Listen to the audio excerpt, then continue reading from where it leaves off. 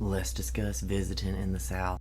Now, in the South, visiting is an art form. It's what we do. It's partially because we're nosy, and it's partially because of the heat.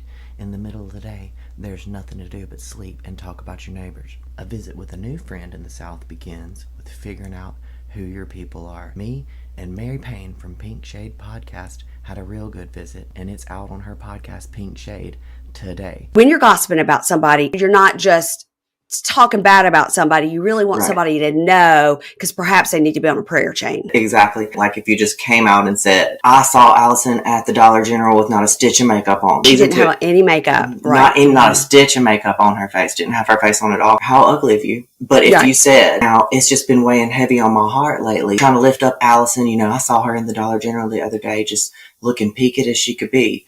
Now we've turned it into a concern. I can't believe I get to talk to people like her. But as we were visiting, we had to figure out who each other's people are. And we did that by landmarks. She was telling me where her people were from, literally Mississippi. And she had to explain it, that you take a right there before the state park. That state park, that's her family. And before she even finished the sentence, I knew exactly what people she was and who they were and what they're about. It didn't take long at all. Now, if she had given me an address or said a specific road name, no good.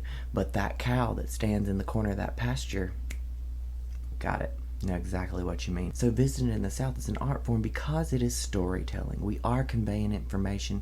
A lot of it is nonfiction, but you want what you're saying to be interesting. This is what we're doing to pass the time. So it's not only to gain the information, but we got to pass the time. When these communities were formed, they had to rely on each other for information and for security and safety. And that's why we're all gossips. We're looking out. That's what it's for. It's for safety of the community. And when conveying information turned into passing the time, it evolved into this rich storytelling tradition we have. When you're visiting in the South, you bounce your stories off of each other. She has a story, I've got one to go with it, and it's not one-upping each other. It's saying, hey, I relate to you, because listen to what happened to me. Storytelling is showing each other that you're together.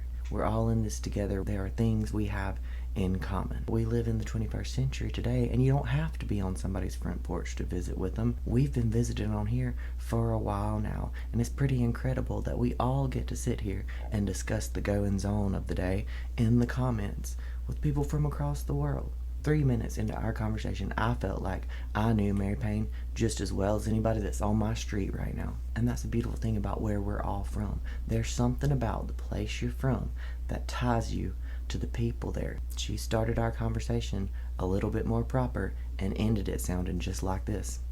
If you were born and raised here, this accent, you can cover it up, but when you get around one of us, it's coming back. So go listen to our visit, and let's visit in the comments what's going on lately in your neck of the woods.